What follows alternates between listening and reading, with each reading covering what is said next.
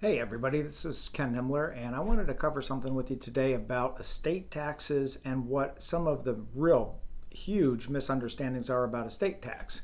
Most people think, well, estate tax is only going to get me if I'm super wealthy. Well, in 2024 and going up into 2025, I'm going to read something here to you that in 2025, let's see here, if you're married and you're going to use what's called portability, where you can transfer assets back and forth and use this exemption for each person, you have to have a combined estate of greater than almost $29 million. It's going to be about $14,990,000 that each person is entitled to an exemption. But here's where the mistake comes into play.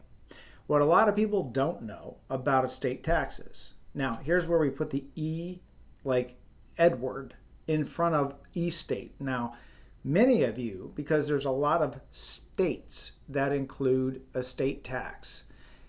Oregon is a great example. If you have more than $1 million in Oregon, you are going to pay the state an estate tax. I know that's a tongue twister, but the way to look at this is if you're sitting in a house and it's worth $1 million, and you've got life insurance of $500,000, and you've got, say, a retirement plan of $500,000, there are going to be two issues that you're going to face.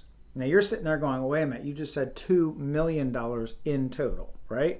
Well, first off, because I'm doing this today, November 4th, 2024, we have no idea who is going to get elected, and we may not know that for another month and a half, right? As sometimes these things don't get done automatically, as we saw in 2020.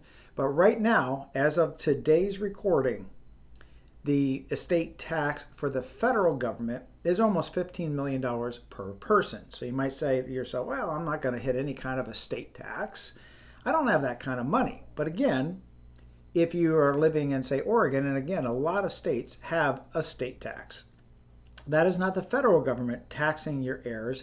That is the state that you physically live in. And Oregon's a great example. You get more than $1 million, you're going to pay the state of Oregon. Now, that doesn't even include that if you have, say, an IRA or you have a 401k.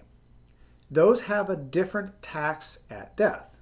Now, in the past, prior to 2023, what we were able to do is if you passed away, not if, when you passed away, didn't catch myself there, then you would have to, or you could stretch out those IRA payments, meaning instead of sitting there and saying, okay, I got $500,000 in my IRA, when I die, I'm going to leave this to my kids, and they would pay the entire tax on that $500,000. Now, I'm not talking about capital gains tax. I'm talking about full estate tax. So there wasn't much of a problem in the past where we could stretch it out, unless it was a massive IRA. However, under the new rules that were passed January of 2023, it's called the Secure Act 2.0.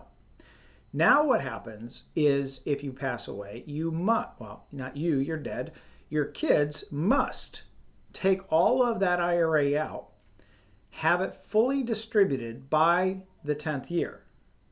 Now, in the past, prior to 2023, in 2019 and 2020, when they passed Secure Act 1.0, there was a little bit of confusion. Some people stepped back and said, oh, well, wait a minute, my kids can wait until the 10th year.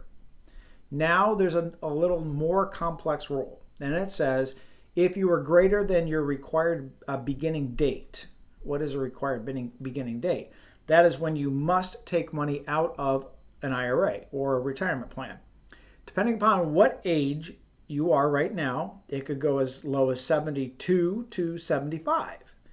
However, now if you die, not if, when you die, I'll start correcting myself there, what happens is your kids receive that money. And depending upon what your age is, they may or may not, and there's some exempt classes there, meaning that if there's disabled kids, there's a spouse, there's some exemptions that I'm not going to get into today because today's just going to be really brief. But I want you to be aware that when you pass away, I caught myself there, when you pass away, your kids must take all of the money out by the 10th year. So if you walk through it, you live in Oregon, and I don't know what state you live in, but I'm just using that as an example. If you live in Oregon, you got $1 million estate tax limit, and let's say you've got a $1 million house, and let's say you got $500,000 sitting inside of a retirement plan. Well, now you're going to pay the state estate taxes. The problem is if you look at what you're passing on to the kids, you're passing on a non-liquid asset with real estate. It may not be a good time to sell right now. And you're passing on a non-liquid asset with a retirement plan, because any dollar taken out is going to have full income taxes paid on it. So what I want you to be aware of is that just because you might have been told or read, oh, I don't have $30 million, if I pass away, I don't have a tax problem. You may, because you may live in a state that has a state tax. You may have a retirement plan, which will now be forced distribution. So the point I want to leave you with today is you really need to research and investigate what kind of estate tax you might have. And depending on who gets elected tomorrow, it may change the entire game. Signing out.